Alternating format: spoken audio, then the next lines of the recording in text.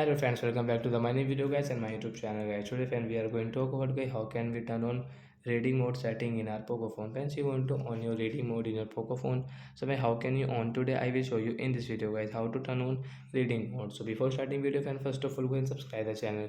Click the bell icon, like my video. So friends, now let's see how can we on reading mode. So first of all guys, we will on our phone setting to on reading mode.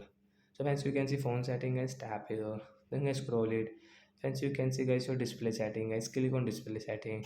Friends, you can see your Poco phone display setting. So friends, you can see your reading mode setting guys, tap here. Friends, you want to on your reading mode setting guys, you can on from here. And friends, you can use your reading mode setting guys, you want to on guys schedule mode, so you can on from here and you can off it.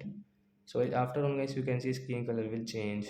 So like that guys, you can turn on your reading mode in your Poco phone. So that's it guys, thanks for watching the video guys. We will meet on next video guys with new topic. Before going, please go and like the video, subscribe the channel. Bye bye friends.